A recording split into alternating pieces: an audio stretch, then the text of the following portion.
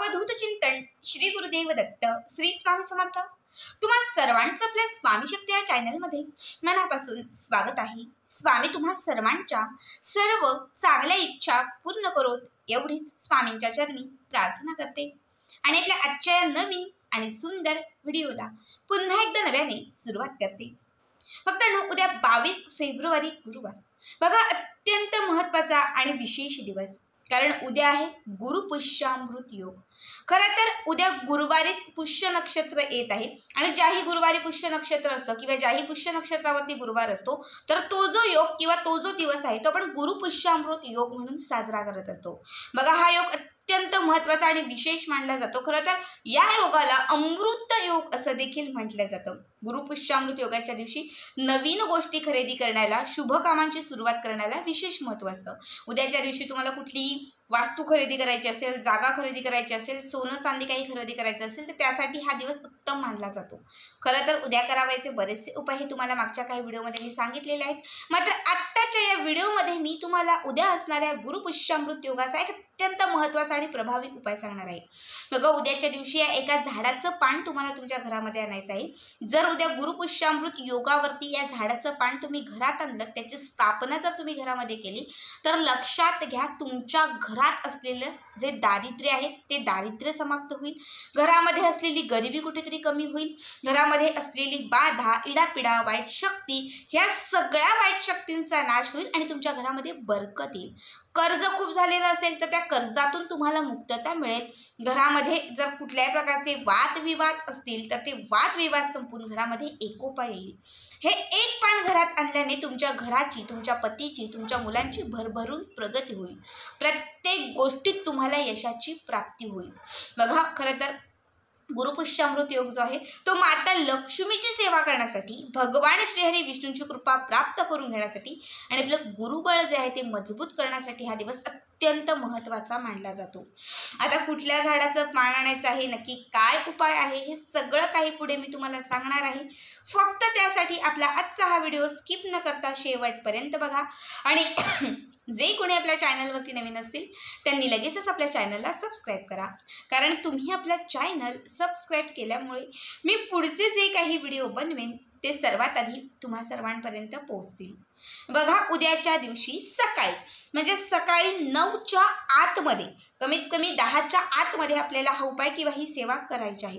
सगळ्यात अगोदर आपल्याला काय करायचं आहे तर सकाळी उठून स्वच्छ स्नान करायचं आहे, उंबरठ्याला हळदीचं लेपन करायचं आहे, तुळशी मातेला जल अर्पण करायचं आहे, उद्या न चुकता सूर्याला अर्घ्य द्यायचं आहे। ह्या सगळ्या गोष्टी करायच्या आहेत आणि मग त्यानंतर तुम्हाला ह्या झाडाचं पान तोडून आपल्या घरात आणायचं आहे। बघा, उद्या पिंपळाच्या झाडाचं पान आपल्याला आणायचं आहे। जर पान खाली गळलेलं असेल तर आवर्जून तेच घ्या, नसेल तर त्या झाडाची माफी मागा, एक ग्लासभर पाणी घेऊन जा, ते पाणी तिथे अर्पण करा, उदबत्ती लावा, हात जोडून माफी मागा। ज्याही कामासाठी तुम्ही ते पान तोडत आहात ते जी इच्छा असेल ती तिथे व्यक्त करा आणि त्यानंतर ते पान तोडायचं आहे आणि त्यानंतर ते पान आपल्याला घरी घेऊन यायचं आहे। बघा, पिंपळाचं पान ज्याच्यावरती दैवी शक्तीचा वास असतो आणि गुरुपुष्यामृत योगाच्या दिवशी पिंपळाच्या झाडाला विशेष महत्त्व आहे। या दिवशी जर तुम्ही पिंपळाचं पान घरी आणलं तर लक्षात घ्या, त्या पाण्याच्या स्वरूपात साक्षात भगवान श्रीहरी विष्णू आणि माता लक्ष्मी जे आहेत ते तुमच्या घरामध्ये प्रवेश करत असतात, कारण पिंपळाच्या झाडावरती देवदैवतांचा वास असतो, भगवान श्री विष्णू आणि माता लक्ष्मीचा सास असतो आणि गुरुपुष्यामृत योगाच्या दिवशी जर हे पान तुम्ही घरी आणलं तर साक्षात माता लक्ष्मी आणि भगवान श्री विष्णूचा सास तुमच्या त्या पानासोबत घरात येतो।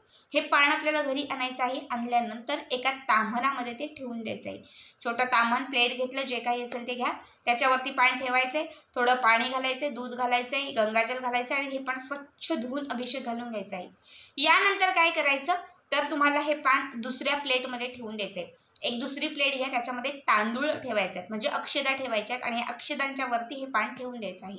यानंतर आपल्याला थोडंसं चंदन घ्यायचं आहे। आपल्या घरात जे सुकं किंवा ओलं चंदन असतं ते घ्यायचं आहे।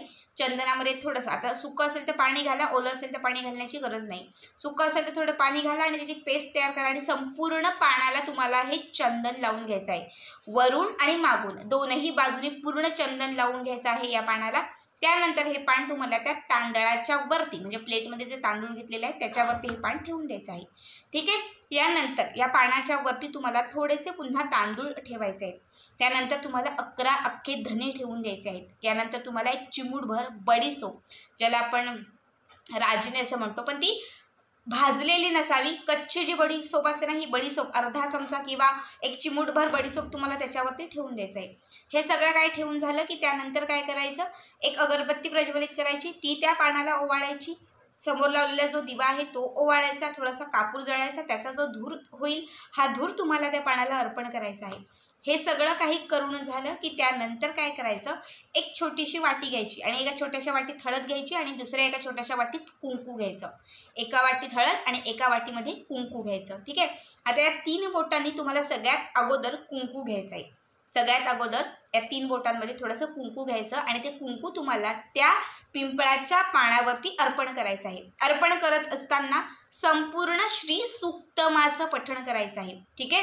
नित्यसेवेच्या पुस्तकामध्ये जे श्री सूक्तम दिलेलं आहे फलश्रुतीसहित, हे श्री सूक्तम म्हणायचं आहे. गुगलवरतीही तुम्हाला सहज मिळेल. थोडं थोडं अर्पण करायचं, श्री सूक्त म्हणायचं, पुन्हा 2 वेळा अर्पण करायचं, पुन्हा श्री सूक्त म्हणायचं, असं संपूर्ण एक श्री सूक्त म्हणेपर्यंत तुम्हाला हे कुंकू अर्पण करायचं आहे. यानंतर काय करायचं, त्याची हळद घेतलेली आहे, कुंकू अर्पण करून झालं, श्रीसूक्त म्हणून झालं की त्यानंतर हळद घ्यायची, 3 बोटांमध्ये पुन्हा हळद अर्पण करायची आणि हळद अर्पण करत असताना विष्णू सहस्रनाम म्हणायचं आहे. संपूर्ण विष्णू सहस्रनाम म्हणेपर्यंत थोडी थोडी हळद अर्पण करायची आहे. हे सगळं काही तुमचं करून झालं की त्यानंतर इच्छित मनोकामना पूर्ण होण्यासाठी, कर्ज असेल तर त्यातून मुक्तता मिळण्यासाठी, घरातील एखाद्या व्यक्तीचा विवाह जमत नसेल तर तो विवाह जुळण्यासाठी, नोकरी लागण्यासाठी, घरात बरकत येण्यासाठी, प्रगती होण्यासाठी मनापासून प्रार्थना करायची आहे आणि त्यानंतर तुमची जी कामं असतील ती तुम्ही करू शकतात. ठीक आहे. आता हे जे पान आहे हे दिवसभर असंच दुपारभर असंच ठेवून द्यायचं देवघरामध्येच. सायंकाळी 6:30 ते 7:30चा टायमिंग झाला. 6:30 ते 7:30ची वेळ, ज्याला आपण लक्ष्मी प्राप्तीची वेळ म्हणतो, साक्षात माता लक्ष्मी आपल्या घरात त्यावेळात भ्रमंती करत असते. या वेळात काय करायचं, एक लाल रंगाचं कापड घ्यायचं. ठीक आहे. एक लाल रंगाचं कापड घ्यायचं आणि त्या लाल रंगाच्या कापडामध्ये हे पान तुम्हाला उचलून त्याच्यामध्ये ठेवून द्यायचं. पानावरती ठेवलेले धने तसेच असावेत, पानावरती ठेवलेले तांदूळही तसेच असावेत, बडीशोप असेल आणि आपण जे हळद कुंकू अर्पण केलेलं आहे तेही सगळं तसंच असलं पाहिजे. या सगळं ते पान तुम्हाला उचलायचं आहे आणि त्या लाल कापडामध्ये ठेवायचं आहे, त्याला एक घट्ट गाठ मारायची आहे आणि त्याची अशी एक छोटीशी पोटली तयार करायची आहे. ठीक आहे. आता ही जी तयार झालेली पोटली आहे ही तुम्हाला तुमच्या तिजोरीमध्ये नेऊन ठेवायची आहे. आपली जी तिजोरी असते जिथे आपण धन, संपत्ती, पैसा हे सर्व काही ठेवतो, सोनं वगैरे, त्याच्यामध्ये नेऊन तुम्हाला ही पोटली ठेवून द्यायची आहे. त्यानंतर जेव्हा ही पौर्णिमा असेल किंवा मग गुरुपुष्यामृत योग असेल त्यावेळेस ती पोटली काढायची आणि ती कुठल्याही वाहत्या पाण्यामध्ये सोडून द्यायची किंवा एखाद्या झाडाखाली ठेवून दिली तरीही चालेल. सेम सांगितल्या पद्धतीने पुन्हा पिंपळाच्या झाडाचं पान घ्यायचं आणि सेम याच पद्धतीने त्या गुरुपुष्यामृत योगाच्या दिवशी सेम याच पद्धतीने हा उपाय करायचा. बघा, हा एक उपाय तुमच्या घरामध्ये धन धान्यामध्ये बरकत आणेल, घरामधील 4ही दिशांनी तुमच्या घरात पैशांचा ओघ वाढवेल. बघा, पिंपळाचं झाड मगाशीच तुम्हाला मी सांगितलेलं आहे की ज्यावरती दैवी शक्तीचा वास असतो, गुरुपुष्यामृत योगाच्या दिवशी या झाडाला विशेष महत्त्व असतं. जेव्हा तुम्ही हे पान तुमच्या घरात आणाल तेव्हा साक्षात भगवान श्री विष्णू आणि माता लक्ष्मी दोघांचाही वास तुमच्या घरात येईल. जेव्हा या दिवशी तुम्ही त्याचं मनापासून पूजन कराल, त्याच्यावरती बडीशोप असेल किंवा त्याच्यावरती जेव्हा तुम्ही तांदूळ अर्पण कराल, धणे अर्पण कराल, जे की माता लक्ष्मीचं सर्व स्वरूप समजलं जातं, आणि जेव्हा याच्यावरती तुम्ही श्री सूक्त म्हणत कुंकू अर्पण कराल जे माता लक्ष्मीचं अत्यंत प्रिय आहे, आणि हळद अर्पण कराल जे विष्णू सहस्रनाम म्हणत जे भगवान श्री हरी विष्णूंचं अत्यंत प्रिय आहे, तेव्हा लक्षात घ्या ते पान जे आहे ते अभिमंत्रित होईल. त्या क्षणात तुमच्या घराकडे माता लक्ष्मी आणि भगवान श्री विष्णू हे आकर्षित होतील, आणि जेव्हा ते तुमच्याकडे आकर्षित होतील, तुमच्या घराकडे प्रसन्न होतील, तेव्हा नक्कीच ते तुमच्या घरामध्ये अखंड रूपाने स्थिर होतील. जेव्हा तुम्ही दिवसभर अभिमंत्रित केलेलं पान सायंकाळच्या वेळेस ही पोटली बनवून जेव्हा तुमच्या तिजोरीमध्ये ठेवून द्याल, तेव्हा साक्षात भगवान श्री हरी विष्णू आणि माता लक्ष्मी हे तुमच्या घरामध्ये अखंड रूपाने स्थिरावतील.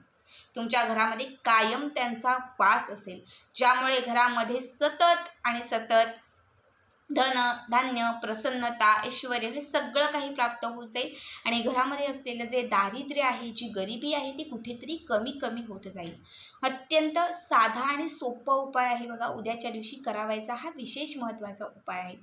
तर आजचा हा व्हिडिओ तुम्हाला कसा वाटला नक्कीच कमेंट करा आणि असेच पुढचे व्हिडिओ पाहण्यासाठी चॅनलला सबस्क्राईब करा. श्री स्वामी समर्थ. जय जय स्वामी समर्थ.